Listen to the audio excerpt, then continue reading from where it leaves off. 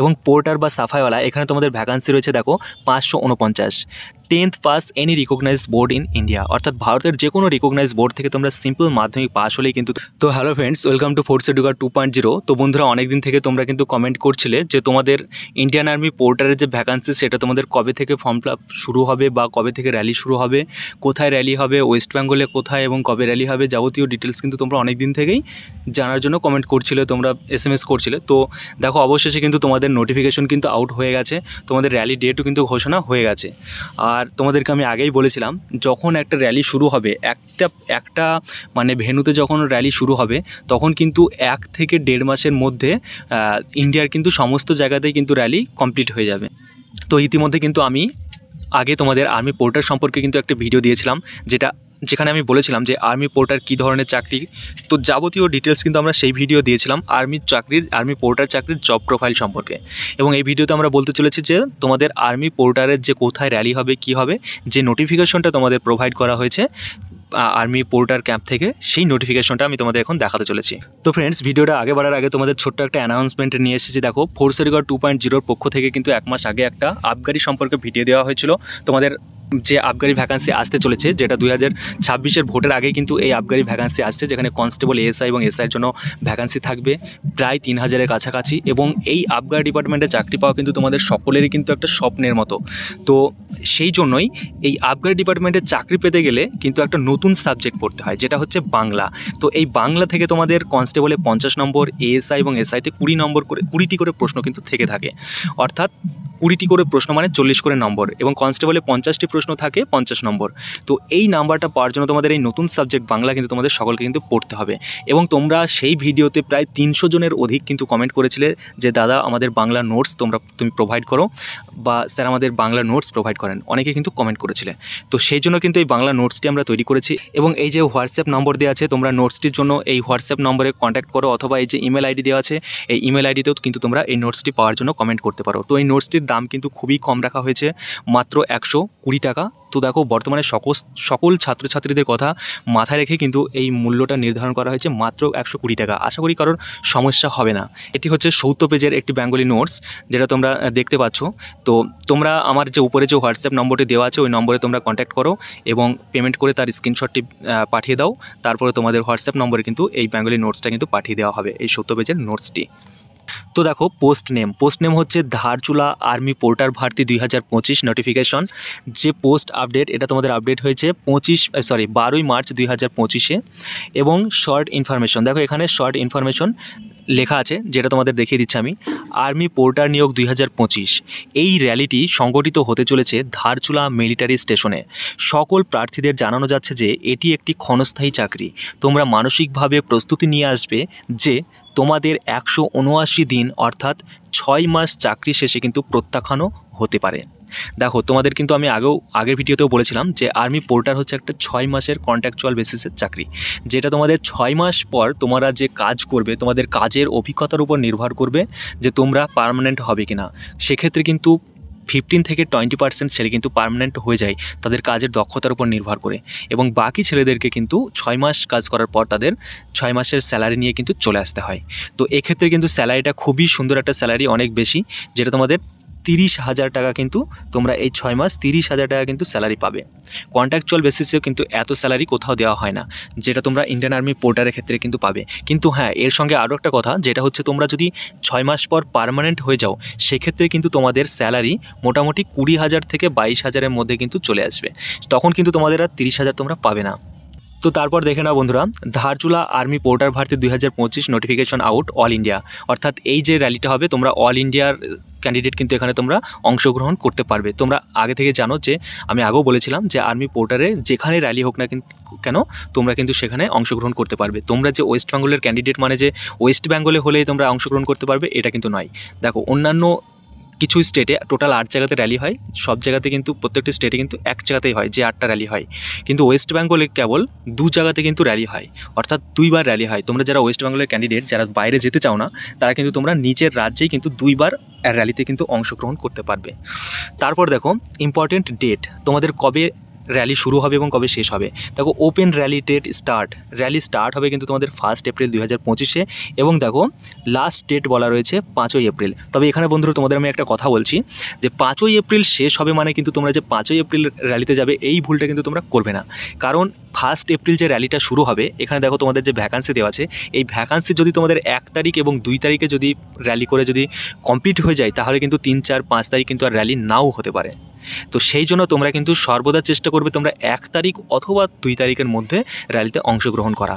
তারপর দেখো application fees, দেখো general, SC, ST, OBC, EWS এবং অন্যান্য যা ক্যাটাগরি আছে সবার জন্য কিন্তু অ্যাপ্লিকেশন ফিস একদম 0, অর্থাৎ আর্মি পোর্টালে অ্যাপ্লিকেশন ফিস কিন্তু লাগে না।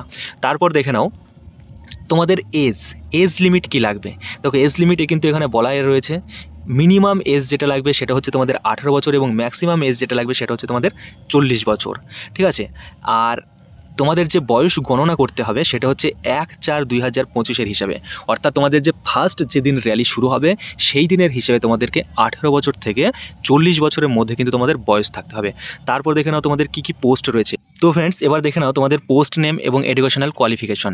দেখো তোমাদের পোস্ট রয়েছে ট্রেডসম্যান মেড, যেখানে ভ্যাকান্সি রয়েছে 51টি এবং এর যে যোগ্যতা সেটা রয়েছে সিম্পল 10th পাস, অর্থাৎ তোমাদের ভারতের যে কোনো রিকগনাইজ বোর্ড থেকে তোমরা সিম্পল মাধ্যমিক পাস হলে কিন্তু তোমরা আবেদন করতে পারবে। এবং পোর্টার বা সাফাইওয়ালা এখানে তোমাদের ভ্যাকান্সি রয়েছে দেখো 549। 10th pass any recognise board in India, অর্থাৎ ভারতের যে কোনো রিকগনাইজ বোর্ড থেকে তোমরা সিম্পল মাধ্যমিক পাস হলেই কিন্তু তোমরা এই পোর্টার, সাফাইওয়ালা ও ট্রেডসম্যান মেটের জন্য কিন্তু তোমরা অ্যাপ্লাই করতে পারবে, যেখানে তোমাদের টোটাল দেখো 600টি কিন্তু শূন্যপদ রয়েছে। এবং হ্যাঁ বন্ধুরা এখানে তোমাদের আরও একটি কথা আমি বলে দিচ্ছি, দেখো ইন্ডিয়ান আর্মি বা অন্যান্য ক্ষেত্রে কিন্তু তোমাদের 33% কিন্তু মার্কস লেগে থাকে ইচ সাবজেক্ট, কিন্তু আর্মি পোর্টারের ক্ষেত্রে কিন্তু তোমাদের কোনো রকম 33% মার্কস লাগবে না। তোমরা সিম্পল মাধ্যমিক পাস হলে কিন্তু এই র্যালিতে অংশগ্রহণ করতে পারবে।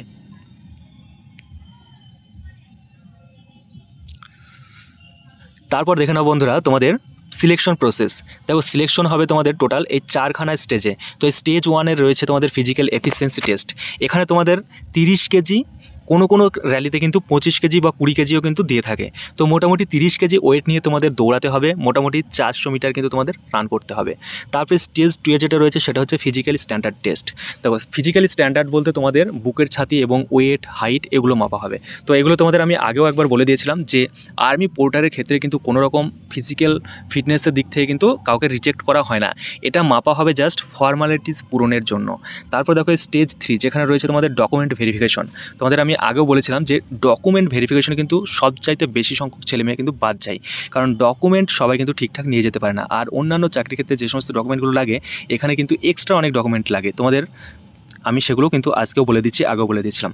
তারপর দেখো 4 নম্বর স্টেজে যেটা রয়েছে সেটা হচ্ছে মেডিকেল এক্সামিনেশন। লাস্টে তোমাদের রয়েছে মেডিকেল পরীক্ষা এবং এই মেডিকেল পরীক্ষায় তোমরা যখন ফিট হয়ে যাবে তারপরে কিন্তু তোমাদের জয়নিং লেটার দেওয়া হবে। এবার দেখো মেডিকেল পরীক্ষা অনেকেই কমেন্ট করেছিলে যে কারোর চোখের সমস্যা আছে, কারোর বিভিন্ন রকম সমস্যা আছে, তোমরা কমেন্ট করেছিলে। তো দেখো এই মেডিকেল পরীক্ষাটা জাস্ট ফর্মালিটি পূরণের জন্য পূরণ করা হবে, এখানে কোনো রকম কাউকে বাদ দেওয়া হবে না। তবে যাদের হাত ভাঙা, পা ভাঙা, যারা দৌড়াতে পারে না, যারা হাত ভাঙা হয়তো 5 কেজি ওয়েট তারা ওই হাতে করে চাগাতে পারবে না, যারা এই রকম যারা মানে বিভিন্ন রকমের ইনজুরি রয়েছে সেই সমস্ত ক্যান্ডিডেট ছাড়া মেডিকেলে কিন্তু কেউ বাদ যাবে না। বা যারা চোখে একদমই হয়তো ঠিকঠাক ভালো মতো দেখতে পায় না, 10 ফুট দূরে কি আছে বলতে পারে না, এরকম ছেলেরা কিন্তু বাদ যাবে। তারপর দেখো র্যালি অ্যাড্রেস, কোথায় তোমাদের র্যালি হবে সেই অ্যাড্রেসটা এখানে দেখে নাও। ওপেন র্যালি অ্যাড্রেস দেখো army porter company, Dharchula, Pithoragarh district, Uttarakhand, India. তারপর তোমাদের এখানে পিনকোডটা দেওয়া আছে। দেখো উত্তরাখণ্ড রাজ্যের কিন্তু তোমাদের পিথোরাগড় ডিস্ট্রিক্টে আর্মি পোর্টার কোম্পানি, ধারচুলা, যেখানে তোমাদের র্যালিটা কিন্তু সংগঠিত হবে। এবং নিচে কি বলা হয়েছে দেখো, নিয়োগের জন্য প্রার্থীদের 1/4/2025 থেকে 5/4/2025 সকাল 6টার মধ্যে তাদের সম্পূর্ণ আসল নথি ও অফলাইন ফর্ম সহ উপরে উল্লেখিত যে অ্যাড্রেসটা দেওয়া আছে এই ঠিকানায় কিন্তু পৌঁছে যেতে হবে।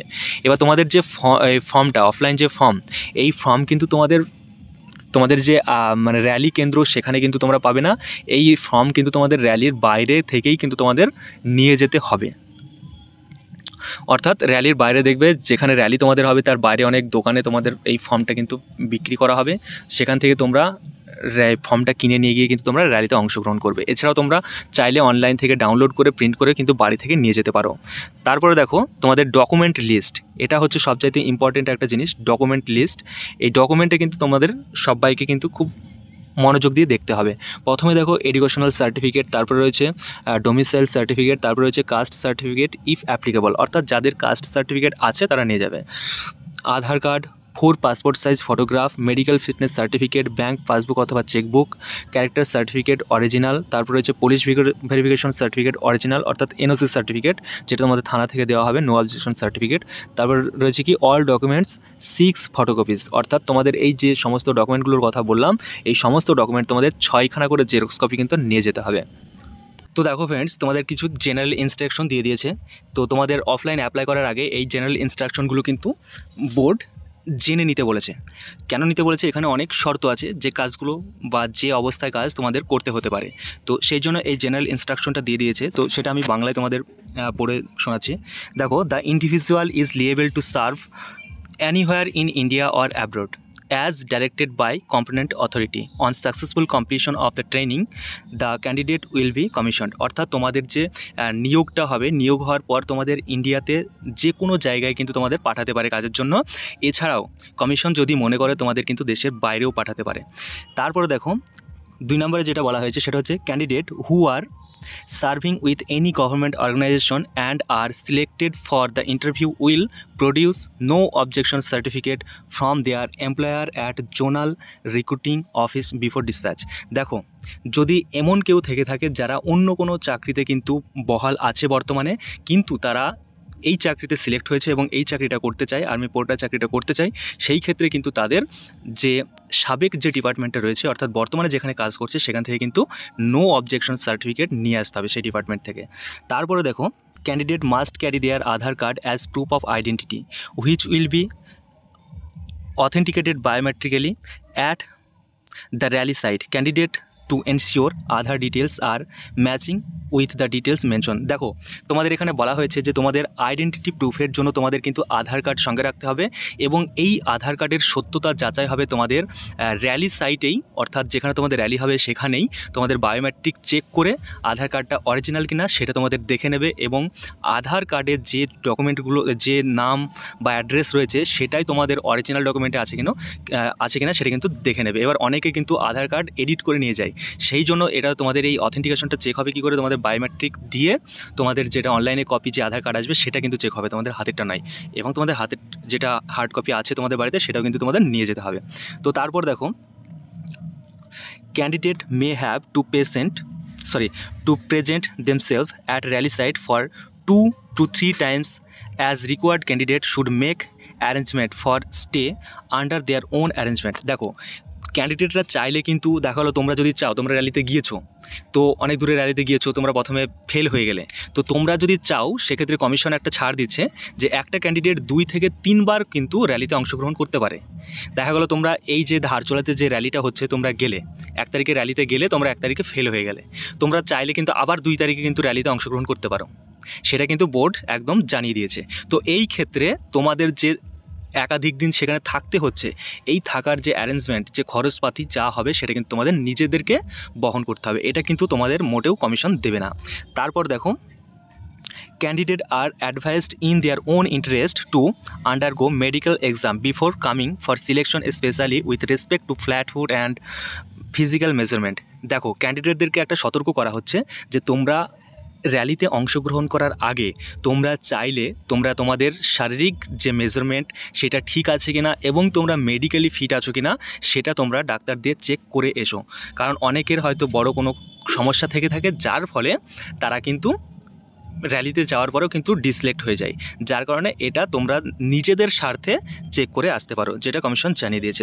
তারপর দেখো, candidate are advise not to pay bribe to anyone for recruitment as it is based purely on merit. দেখো, তোমাদের এই রিক্রুটমেন্টের জন্য কাউকে ঘুষ দিতে কিন্তু বারণ করা হচ্ছে, কারণ এটা সম্পূর্ণভাবে মেরিটের উপর নির্ভর করেই কিন্তু এই নিয়োগটা করা হয়। Selection process during recruitment at all stage in automated. দেখো, এটা সবার সামনে একদম নর্মাল প্রক্রিয়াভাবেই কিন্তু এই রিক্রুটমেন্টটা করা হবে, যার কারণে এখানে কোনো রকম ঘুষ দিয়ে কেউ যে তোমাকে কোনো রকমভাবে হেল্প করবে তার কোনো রাস্তাই থাকবে না, যেটা কমিশন কিন্তু সরাসরি তোমাদের জানিয়ে দিচ্ছে। সুতরাং তোমরা এর জন্য কিন্তু কোনো রকম কাউকে ঘুষ দেবে না। তারপর দেখো, therefore candidates are advise to beware of touts as they cannot help them and at any stage দেখো তোমরা এখানে আরও একটা কথা বলা হচ্ছে কি যে তোমরা দালাল হইতে কিন্তু সাবধান থাকো, কারণ কোনো স্টেজেই কোনো প্রক্রিয়াতেই কিন্তু কোনো দালাল তোমাদের কোনো রকমভাবে হেল্প করতে পারবে না। তারপর দেখো all document submitted by the candidate are verified by government agency before enrolled into army. Legal action will be taken against individuals submitting fake documents. দেখো তোমাদের যে সমস্ত ডকুমেন্ট তোমরা সাবমিট করবে সেই সমস্ত ডকুমেন্ট অরিজিনাল কিনা সেটা কিন্তু গভর্নমেন্ট চেক করবে। গভর্নমেন্ট কীভাবে চেক করবে? গভর্নমেন্টেরই কিন্তু অনেক এজেন্সি রয়েছে, ঠিক আছে, ডিআইবি, তো এরকম অনেক এজেন্সি রয়েছে যাদের দ্বারা তোমার সমস্ত ডকুমেন্ট সঠিক কিনা কিন্তু তারা চেক করবে, এবং সেক্ষেত্রে যদি তোমাদের সঠিক হয় তাহলে তোমাদের নিয়োগ দেবে, এবং যদি সেই ডকুমেন্ট যদি ভুল হয়, যদি তোমরা ভুল ডকুমেন্ট দিয়ে যদি তোমরা সিলেক্ট হও, সেই ক্ষেত্রে কিন্তু তোমাদের বিরুদ্ধে আইনত অ্যাকশন নেওয়া হবে।